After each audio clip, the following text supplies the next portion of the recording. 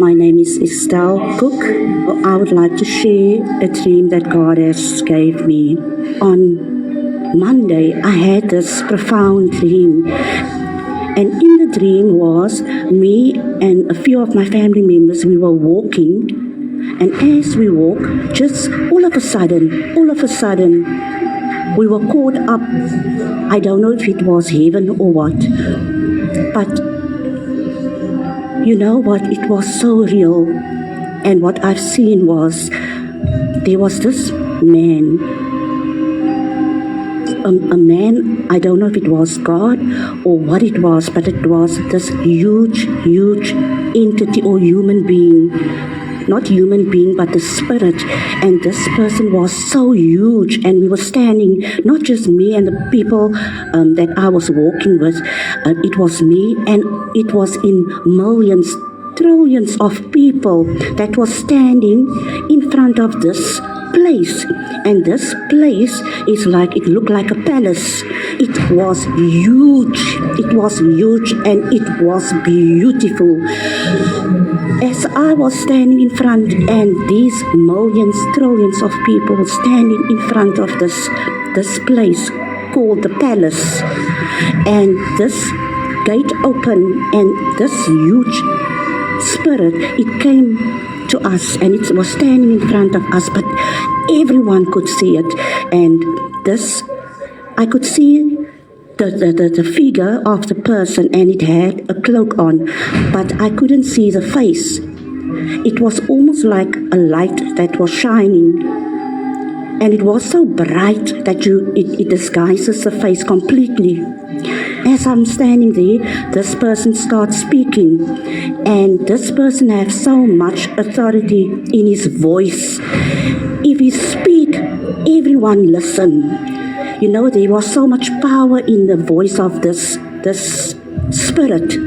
And when this person opened his mouth, he said that I am the King of Kings. And he was pointing out to people, calling people's names. And as he called people's names, some went in and some, he showed them the other way. And then he called my name. And I was looking, I was confused, I was scared as well, I was nervous. This huge person calling my name, and I walk, and I was so nervous. And you know, as I'm standing in front of this person, he said to me that how I loved, how I serve him, and what I'm thinking, and the way I'm serving him. And he was actually judging me according to my lifestyle, the relationship I had with him. And he said to me, I must enter. But as I enter, on the other side of this huge gate, and I'm standing there, I turn around, and all of a sudden, people went crazy. They start screaming, they panic. They scream, they cry, and they showing their hands like that as if they want to come in. And there were family members of me that I saw, especially my two kids. You know, they were standing there. I can still remember the shouting and the screaming of the people. It was so real. And my aunt was standing there, and you know what? She's been serving God for many years, and she's a very faithful servant of the Lord. And as this king called her name, she came forward, and he said so many things. She was judged according to her lifestyle and her relationship with the Lord.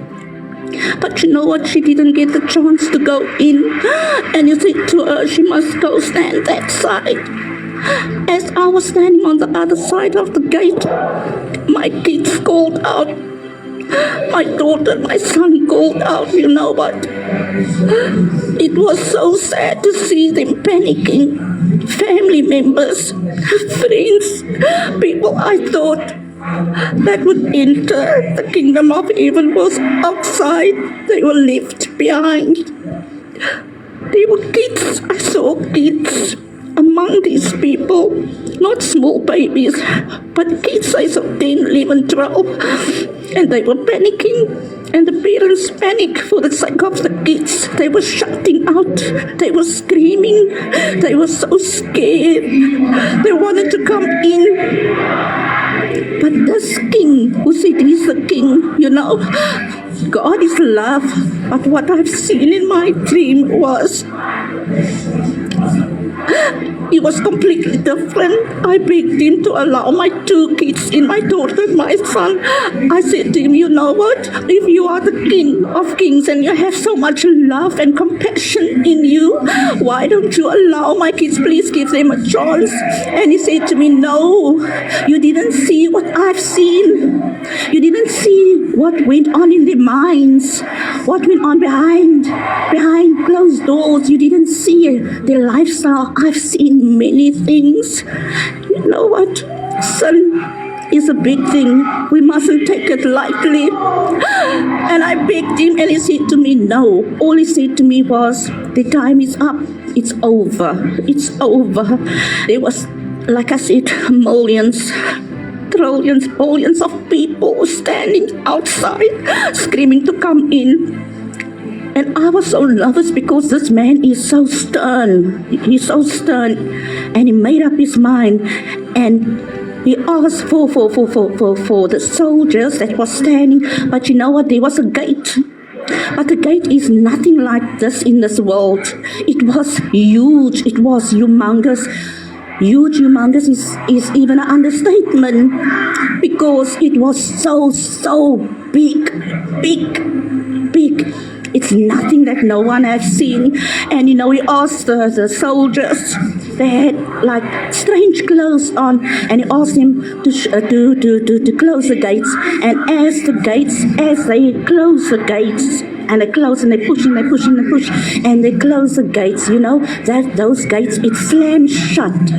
It slams shut, but it's almost like it's a lock. You can it's a sound. It's a sound that I've never heard before. It went through my body as that gate closes, and it slams shut. I couldn't hear a voice. No one. I couldn't hear anyone shouting, screaming. You couldn't hear anyone.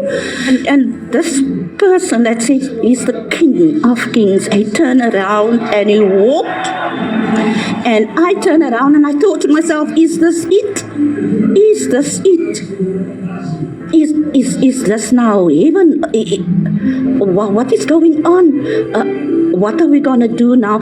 And as I walked behind him, he said to me, I must come. And I was walking in a passage, but it's big. I walk, and this person that is the King of Kings. He had a cloak on and he had a crown on, and I walked behind him. But I was very disturbed in my spirit because my kids were left behind, my family were behind, and I walked after this king, and he said to me as I walked. And I walked past a room, but there were rooms in this place, but the rooms were so huge. It's big. Everything about this place is different. It's big. It's nothing. It's out of this world. It's nothing that you've ever seen. And I saw my grandma who raised me.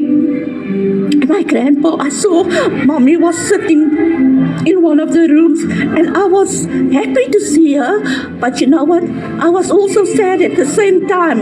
And she looked at me and she smiled. And I was raised in a very spiritual house. I was brought up in a very spiritual house. I gave my life to Jesus at the age of 12 years old, and I've never ever had a dream like this before.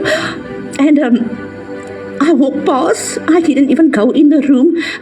Someone said to me that was in the place that each of us gonna have a room. And I thought to myself, but there's so many people that were left behind. How come? Why don't they allow them to come in? There's so much place and room for everyone. So little people were allowed to come in this palace. The people that we thought that will enter the kingdom of heaven, they were not there. I will never ever forget the screams. And I know when I woke up, that was it. When I woke up, you know what, I was so traumatized. The screams of people shouting to be let in by this sort of palace. I want to encourage everyone, you know what? God is real. God is real. I've never ever experienced such a dream. It was so real. It was traumatizing. And I pray to God, those who don't know the Lord, they must come, serve Him, make Him the King of your life.